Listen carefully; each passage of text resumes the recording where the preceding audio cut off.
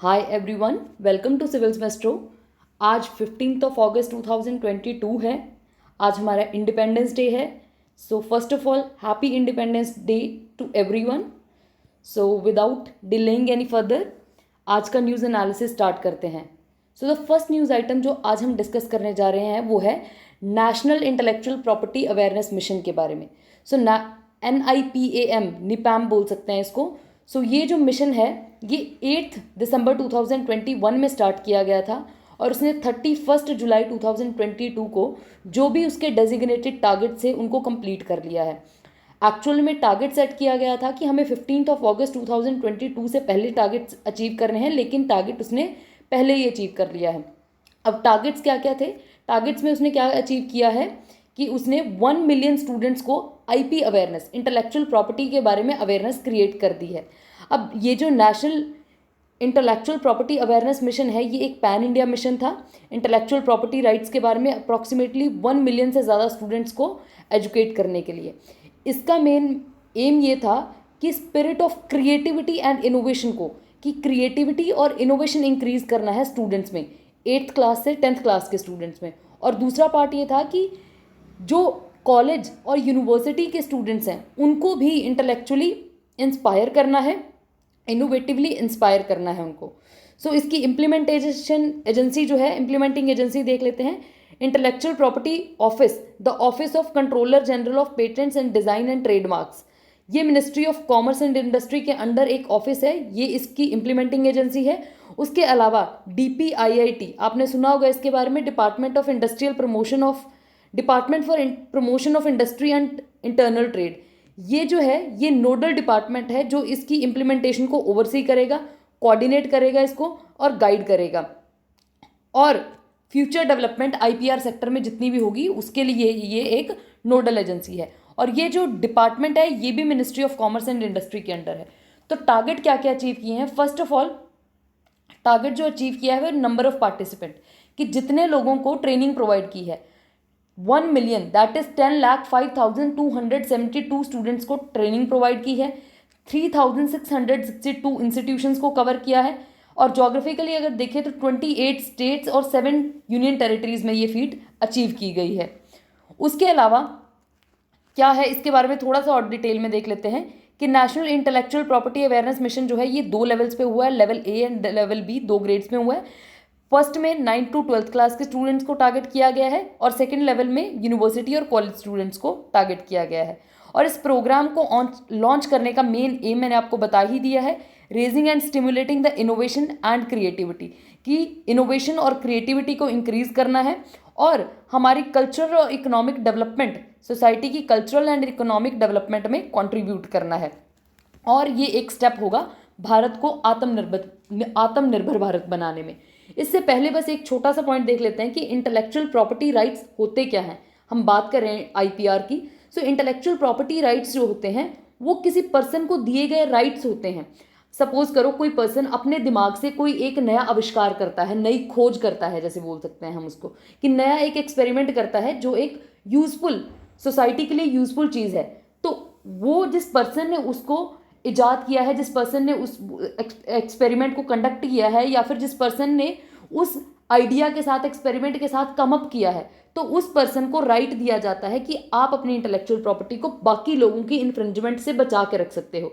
कि जो पर्सन है जिसने ये एक्सपेरिमेंट किया है, जिसने कोई नई चीज़ आविष्कार की है, उसके पास राइट होता है कि कौन उस आविष्कार को यूज़ कर सकता है या कौन उसको नहीं यूज़ कर सकता है। तो ये राइट्स किसी पर्सन को जब दिए जाते हैं उसको इंटेलेक्चुअल प्रॉपर्टी राइट कहते हैं, कि पर्सन की अपनी इंटेलेक्चुअल प्रॉपर्टी का राइट उसके पास है। इसके अलावा इन्वेंशंस, इसमें क्या क्या आता है? इन्वेंशंस आती हैं, लिटरेरी या आर्टिस्टिक वर्क आते हैं, इन द सेंस कि कोई लिटरेचर का पार्ट, किसी ने कुछ लिखा है, कोई आर्टिस्टिक एक्सप्रेशन है या कोई सिंबल है, name and image used in commerce, तो जो भी ये ट्रेडमार्क्स होते हैं, लोगोज होते हैं, तो ये सब जो होते हैं ये इंटेलेक्चुअल प्रॉपर्टी का पार्ट होते हैं। एंड ये यूजुअली जो ये राइट्स जो है ये क्रिएटर है, जो राइट्स का जो क्रिएटर है, इन द सेंस कि जो इन चीज़ों का, इन इन्वेंशंस का, इन लिटरेरी आर्टिस्टिक वर्क का जो क्रिएटर होता है उसको एक्सक्लूसिव राइट प्रोवाइड करते हैं अपनी क्रिएशन के ऊपर एक certain period of time period के लिए, 10 या 15 ईयर्स के लिए उसको ये दिया जाता है। अब ये तो हमारे इंडिया का फ्रेमवर्क है। इंटरनेशनली क्या है, इंटरनेशनली आपको पता है कि वर्ल्ड ट्रेड ऑर्गेनाइजेशन के अंदर एक ट्रिप्स एग्रीमेंट है, trade related intellectual property rights. तो ये एक एग्रीमेंट है, इसको इंडिया ने साइन किया हुआ है। दोहा डेवलपमेंट एजेंडा जो है ये इंटरनेशनल फ्रेमवर्क है कि इंटेलेक्चुअल प्रॉपर्टी राइट कैसे काम करेंगे, उसको हमने साइन किया है। इसके अलावा वर्ल्ड इंटेलेक्चुअल प्रॉपर्टी ऑर्गेनाइजेशन विप्पो के अंडर 2 कन्वेंशन है, जिन दोनों कन्वेंशन को हमने साइन किया है। Paris convention on protection of intellectual property 1983 में आई थी, and burn convention for protection on literary and artistic work. ये जो है ये इंडस्ट्रियल प्रॉपर्टी से रिलेटेड चीज़ों को सेव करने के लिए काम रोल प्ले करती है, और ये जो है लिटरेरी और आर्टिस्टिक वर्क के लिए है। सो ये था इंटेलेक्चुअल प्रॉपर्टी अवेयरनेस मिशन के बारे में। पिछले अगर कुछ सालों में देखो तो 2017 में इसके विद रिस्पेक्ट टू क्वेश्चन भी आया था कि with reference to national intellectual property right policy जो इंडिया की है उसके अंडर कौन से स्टेटमेंट्स ठीक हैं। It reiterates the India's commitment to Doha development agenda and TRIPS agreement. Next statement है department of industrial policy and promotion, तब DIPP होता था, अब इसका नेम चेंज कर दिया गया है DPIIT, ठीक है। तो डिपार्टमेंट ऑफ जो हमारा अब वाला है is a nodal agency for regulating intellectual property rights in India.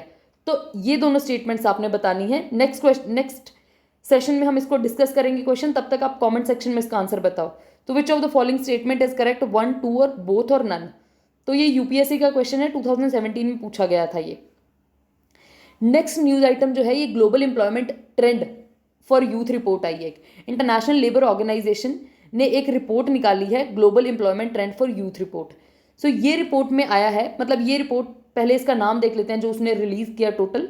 तो global employment trend for youth 2022 investing in transforming futures for young people. तो ये रिपोर्ट का नाम है। इस रिपोर्ट की फाइंडिंग्स देख लेते हैं। ये जो रिपोर्ट है ये इसका सबसे पहला जो इंपॉर्टेंट डेटा इसने रिलीज किया वो ये है कि अनएम्प्लॉयमेंट रेयर आ चुका है, कि अनएम्प्लॉयमेंट बहुत ज़्यादा बढ़ चुकी है यूथ में। 15 to 24 ईयर के लोगों को यूथ बोला जाता है, तो इनमें अनएम्प्लॉयमेंट बहुत ज़्यादा बढ़ चुकी है और 15.6% हो चुकी है अनएम्प्लॉयमेंट अक्रॉस द वर्ल्ड।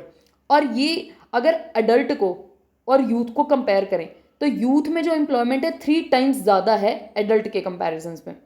और ये रिपोर्ट जो है इसको इंटरनेशनल लेबर ऑर्गेनाइजेशन ने पब्लिश किया है as a part of global call to action for human centred recovery after कोविड-19 पैंडमिक, कि कोविड-19 पैंडमिक से रिकवरी करने के बाद क्या ट्रेंड है उसकी एक रिपोर्ट छपी है ये।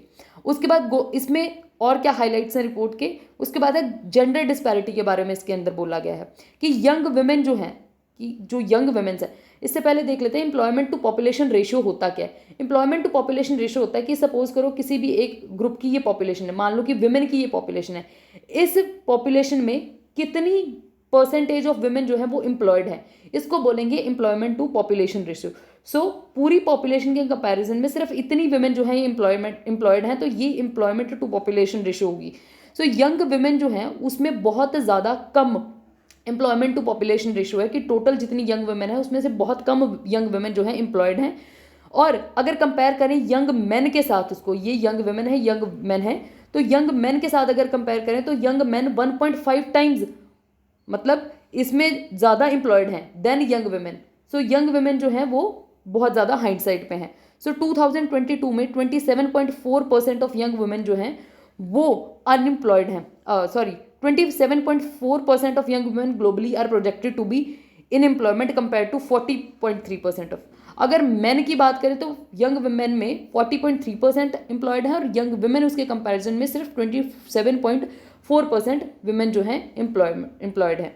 अब और क्या फाइंडिंग्स है इसकी डेटा की, कि यूथ एम्प्लॉयमेंट बहुत ज़्यादा डिक्रीज हो गई है 2021 में। इनफैक्ट 9 मंथ्स में ही यूथ एम्प्लॉयमेंट जो है, यूथ एम्प्लॉयमेंट पार्टिसिपेशन जो है वो 0.9% से डिक्रीज़ की है।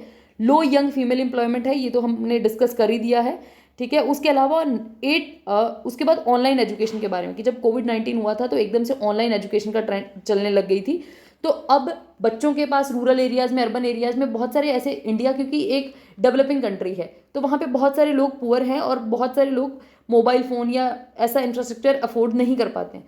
तो सिर्फ 8% स्टूडेंट्स इन रूरल एरियाज़ और 23% स्टूडेंट्स इन अर्बन एरियाज़ जो थे जिनके पास एडिक्वेट एक्सेस थी आपकी ऑनलाइन एजुकेशन को। तो ऑनलाइन एजुकेशन से भी बहुत ज़्यादा सफ़र हुए हैं बच्चे, और उससे क्या हुआ है, लर्निंग रिग्रेशन आया। लर्निंग रिग्रेशन का मतलब होता है, अब एक तो चीज़ होता है, इसमें रिपोर्ट में क्या लिखा है कि एक तो ऑनलाइन एजुकेशन की वजह से क्या हुआ है, या फिर कोविड-19 की वजह से क्या हुआ है कि बच्चे नई लर्निंग सीख नहीं पाए हैं, प्रिवेंटेड न्यू लर्निंग तो प्रिवेंट हुई है, उसके अलावा लर्निंग रिग्रेशन भी आया कि बच्चों को जो चीज़ें पहले आती थी वो और ज़्यादा भूल चुके हैं, सो लर्निंग रिग्रेशन भी आया है। उसके अलावा टीचर्स बहुत ज़्यादा लेस पे किए जाते हैं। रिपोर्ट में स्पेसिफिकली लिखा हुआ था कि बहुत सारी कंट्रीज जैसे इंडिया है, नाइजीरिया है, केनिया है, तो यहाँ पे क्या है कि दो तरह की टीचर्स हैं, एक हैं प्राइवेट टीचर्स, एक हैं जो स्टेट ऑन्ड स्कूल्स होते हैं, मतलब गवर्नमेंट स्कूल्स के टीचर्स। तो गवर्नमेंट स्कूल के टीचर को तो पे अच्छी मिलती है, लेकिन प्राइवेट स्कूल के जो टीचर्स हैं उनको पे बहुत ज़्यादा लेस मिलती है। नेक्स्ट फाइंडिंग थी डोमेस्टिक वर्क के बारे में कि इनफॉर्मल डोमेस्टिक वर्क बहुत ज़्यादा है और ये बहुत ज़्यादा कम पेड है, बहुत लो वेजेस होती हैं, और स्पेशली इसमें गर्ल्स और वेमेन जो हैं उनको डोमेस्टिक वायलेंस भी फेस करना पड़ता है इस सेक्टर में। ये था रिपोर्ट के बारे में। इंटरनेशनल लेबर ऑर्गेनाइजेशन के बारे में देख लेते हैं कि ये एक यूनाइटेड नेशन एजेंसी है, और ये ओनली ट्राईपार्टाइट एजेंसी है, इन अ सेंस कि ये ओनली एजेंसी है जो गवर्नमेंट को, एम्प्लॉयर को और साथ में वर्कर्स को एक प्लेटफॉर्म पे लेके आती है। इसके टोटल 187 मेंबर कंट्रीज हैं, इंडिया एक मेंबर है, और ये लेबर स्टैंडर्ड सेट करती है, पॉलिसीज डेवलप करती है और प्रोग्राम्स डिवाइस करती है कि कैसे सभी मेन और वुमेन जो एलिजिबल हैं वर्क के लिए उनको डिसेंट वर्क मिले। अब ये जो है ये 1919 में इस्टेब्लिश की गई थी, ट्रिटी ऑफ वर्सैलिस, जो वर्ल्ड वॉर 1 के बाद ट्रिटी हुई थी, तो उसके अंडर इसको इस्टेब्लिश किया गया था, और लीग ऑफ नेशन से इसकी एफिलिएशन थी। ये यूनाइटेड नेशन से पहले लीग ऑफ नेशन था। यूनाइटेड नेशंस वर्ल्ड वॉर 2 के बाद बना है, league of nation world war 1 के बाद बना था। तो वर्ल्ड वॉर 1 के बाद जो लीग ऑफ नेशन बना था उसके अंडर इसकी एफिलिएशन थी, और ये फर्स्ट एफिलिएटेड एजेंसी बनी थी यूनाइटेड नेशन से। तो जब यूनाइटेड नेशन बना था तो ये पहली एजेंसी थी जो उससे एफिलिएट हुई थी 1946 में। हेडक्वार्टर इसका जेनेवा स्विट्जरलैंड में है। सो ये था इंटरनेशनल लेबर ऑर्गेनाइजेशन के बारे में और रिपोर्ट के बारे में। नेक्स्ट न्यूज़ आइटम है कि 150th birth anniversary of Shri Aurobindo Ghosh जो है वो सेलिब्रेट की जा रही है। इसको 150th एनिवर्सरी को कमेमोरेट करने के लिए गवर्नमेंट ऑफ इंडिया ने क्या किया है कि एक जेल इनमेट्स के लिए, जेल में रहने वाले प्रिजनर्स के लिए एक स्पिरिचुअल प्रोग्राम लॉन्च किया है 12 अगस्त से लेकर 15 अगस्त तक, कि लोगों की स्पिरिचुअल अपलिफ्टिंग की जा सके। ये 75 प्रिजन्स में होगा, बिकॉज हम 75 ईयर ऑफ इंडिपेंडेंस मना रहे हैं, तो इसको आज़ादी का अमृत महोत्सव से भी लिंक किया गया है। सो ये प्रोग्राम जो है, this programme will help transforming the inmates को, जो जेल में रहने वाले प्रिजनर्स हैं उनको ट्रांसफॉर्म करने में हेल्प करेगा, और उनमें अरबिंदो घोष की जो फिलॉसफीज़ हैं उनको वो करवाएगा, इनकलकेट करवाएगा। और अरबिंदो घोष जो हैं ये 15 अगस्त 1872 को इनका बर्थ हुआ था कैलकाटा में, और इनकी डेथ जो है पुडुचेरी में हुई थी।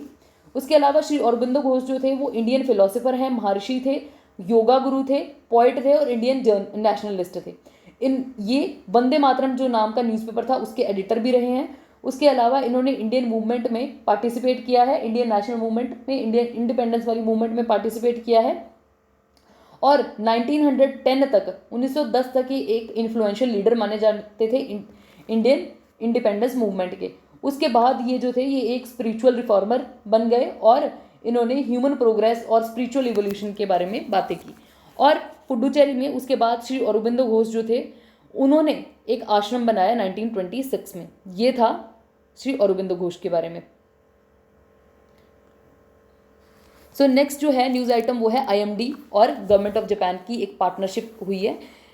इंडियन मटीरियोलॉजिकल डिपार्टमेंट ने पार्टनर किया है गवर्नमेंट ऑफ जापान के साथ और United Nation Development Programme UNDP के साथ क्लाइमेट चेंज के ऊपर। ये एक प्रोजेक्ट इन्होंने लगाया है $5.16 मिलियन का। इसमें क्या है, नेशनली डिटरमाइंड जो कॉन्ट्रीब्यूशंस हैं उनको अचीव किया जाएगा, mainly net zero emission, climate resilience development और पोस्ट कोविड ग्रीन रिकवरी के ऊपर फोकस होगा। ये जो इनिशिएटिव है ये 10 स्टेट्स में लॉन्च किया गया है, 10 स्टेट्स और यूनियन टेरिटरी ऑफ इंडिया में लॉन्च किया गया है। ये जो है मेन इसका इनिशिएटिव के थोड़े से फीचर्स देख लेते हैं। NDC को इम्प्लीमेंट करवाना है, नेट जीरो अचीव करना है, क्लाइमेट रेजिलियंट डेवलपमेंट करनी है और ग्रीन रिकवरी करनी है, ये हमने डिस्कस कर लिया है। उसके अलावा IMD जो है मिनिस्ट्री ऑफ अर्थ साइंसेज के साथ एसोसिएशन में, IMD जो है at ministry of earth sciences, ये ministry of new and renewable energy के साथ कोऑपरेट करेगा, उसके साथ एसोसिएशन में काम करेगा। और क्लाइमेट रेजिलियंस जो इंफ्रास्ट्रक्चर है उसको प्रमोट किया जाएगा और क्लाइमेट मिटिगेशन के ऊपर एफर्ट्स किए जाएंगे। इसका मेन जो हमने एम है वो देखना है कि ये मेनली क्या करेगा एक साथ में, कि क्लाइमेट मिटिगेशन करने के लिए क्लीन एनर्जी को प्रमोट करेगा, क्लीन एनर्जी इंफ्रास्ट्रक्चर और लो इमिशन टेक्नोलॉजीज का अपटेक, कि जो आपके एमएसएमई है, ट्रांसपोर्ट सेक्टर है, हेल्थ सेक्टर है और एग्रीकल्चर सेक्टर है, इसमें clean energy technology, clean energy infrastructure और लो एमिशन टेक्नोलॉजी को टेकअप करवाएगा इन एरियाज में।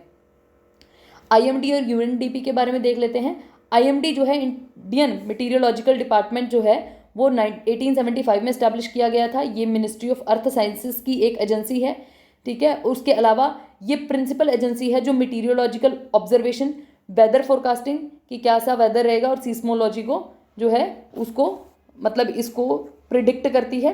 उसके अलावा यूएनडीपी जो है ये एक यूनाइटेड नेशन डेवलपमेंट प्रोग्राम जो है ये एक एक्सपर्ट एडवाइस ट्रेनिंग और ट्रेनिंग प्रोवाइड करने वाली एक ऑर्गेनाइजेशन है जो डेवलपिंग कंट्रीज जो हैं उनको एडवाइस प्रोवाइड करती है, उनको ट्रेनिंग प्रोवाइड करती है, उनको ग्रांट्स देती है डेवलप करने के लिए। इसमें जो फंडिंग आती है वो वॉलंटरी कॉन्ट्रीब्यूशंस के थ्रू आती है कि ये जो यूएनडीपी की मेंबर कंट्रीज हैं ये वॉलंटरली पैसा देती हैं इसको। यूएनडीपी जो है United nation sustainable development goal को भी एक की जो काउंसिल है उसको भी सेंट्रल एजेंसी है, और इसमें ये यूएनएसडीजी जो है इसमें भी 170 अप्रॉक्सीमेटली कंट्रीज हैं। उसके अलावा नेक्स्ट न्यूज़ आइटम जो है वर्ल्ड एलिफेंट डे के बारे में है। सो वर्ल्ड एलिफेंट डे जो है 12 अगस्त को सेलिब्रेट किया जाता है, ठीक है, को सेलिब्रेट किया गया है। पीएम मोदी ने बोला कि टोटल एशियन एलिफेंट जो हैं उसकी 60% एलिफेंट इंडिया में है, और गवर्नमेंट ने एक नया एलिफेंट रिजर्व जो है उसको डिक्लेयर किया है। अगस्त्यमलाई तमिलनाडु में है ये, इसको नया एलिफेंट रिजर्व एक घोषित किया है। उसके अलावा अगस्त्यमलाई के बारे में देख लेते हैं। अगस्त्यमलाई जो है ये कंट्री का 32nd एलिफेंट रिजर्व होगा, ठीक है, adding to the another protected area dedicated to conservation of elephant. तो तमिलनाडु में ऑलरेडी 4 एलिफेंट रिजर्व्स हैं। उसके अलावा ये 5th एलिफेंट रिजर्व जो होगा तमिलनाडु में, तिरुनेलवेली डिस्ट्रिक्ट ऑफ तमिलनाडु में ये बनेगा। उसके अलावा this has brought total area under, तो टोटल एरिया इंडिया में अब टोटल 14 स्टेट्स में एलिफेंट रिजर्व्स हैं, और टोटल एरिया जो एलिफेंट रिजर्व के अंडर आता है वो 76,508 मतलब 508 स्क्वायर किलोमीटर्स एरिया इसके अंडर आता है। उसके अलावा प्रोजेक्ट एलिफेंट देख लेते हैं। ये एक सेंट्रली स्पॉन्सर्ड स्कीम है, ठीक है, इसको फरवरी 1992 में लॉन्च किया गया था। इसका मेन एम है कि एलिफेंट्स को प्रोटेक्ट करना है, उनके हैबिटेट को प्रोटेक्ट करना है, और कॉरिडोर्स को प्रोटेक्ट करना है जहाँ से वो माइग्रेट वगैरह करते हैं। और मैं सबसे बड़ी एलिफेंट के साथ प्रॉब्लम ये, आपने कुछ 1-2 साल पहले बहुत न्यूज़ देखी होगी कि जो वाइल्ड पिग्स को इरेडिकेट करने के लिए, मतलब केरला में, तमिलनाडु में क्या होता था कि वाइल्ड पिग को इरेडिकेट करने के लिए ऐसे छोटे छोटे मतलब एक्सप्लोजिव डिवाइसेस लगाए जाते थे कि पिग जो है उससे दूर भाग जाए।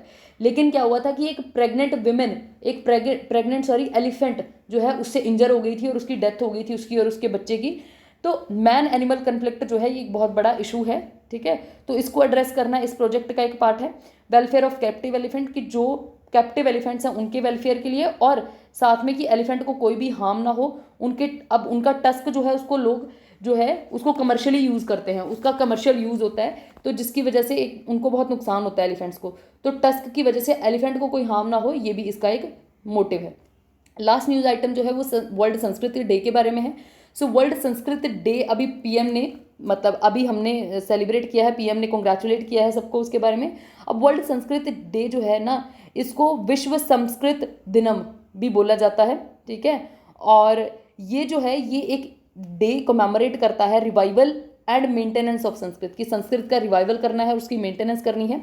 ये जो है डे, ये श्रावण मास की पूर्णिमा, श्रावण मास हिंदू कैलेंडर का एक मंथ है, हिंदी कैलेंडर का एक मंथ है, तो उसकी पूर्णिमा को सेलिब्रेट किया जाता है। और 2022 में ये डे 12 अगस्त को फॉल किया था। अब संस्कृत ऑर्गेनाइजेशन संस्कृत भारती जो है ये भी इसका एक इम्पॉर्टेंट रोल होता है इस डे को सेलिब्रेट करने में। तो ये न्यूज़ आइटम्स के बारे में था। ये क्वेश्चंस कुछ देख लो, इनके आंसर आप कीजिए कमेंट सेक्शन में। नेक्स्ट न्यूज़ आइटम के साथ इसको डिस्कस करेंगे। Which of the following is correct about smile scheme, कि ये department of social justice empowerment की एक स्कीम है, ठीक है, जो ट्रांसजेंडर कम्युनिटी के लिए वेलफेयर मेजर करती है एंड जो पीपल एंगेज्ड हैं बैगिंग में उनको हेल्प करती है। उसके अलावा ये पायलट बेसिस में एनसीटी दिल्ली में चलाई गई है।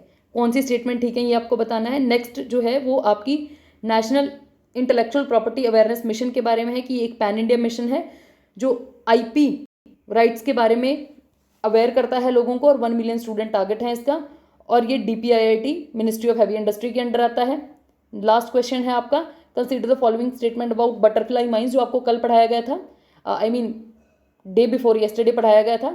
ये एंटी पर्सोनल माइन है, बटरफ्लाई माइन पैरेट माइन बोलते हैं, ये प्लास्टिक की बनी हुई होती हैं और ये मैसिव एक्सप्लोजन करती हैं। सो कौन सी स्टेटमेंट ठीक है, 1, 2, नन और बोथ। सो आप इसको आंसर कीजिए, नेक्स्ट सेशन में इसको डिस्कस करेंगे। Thank you so much and share it with your friends.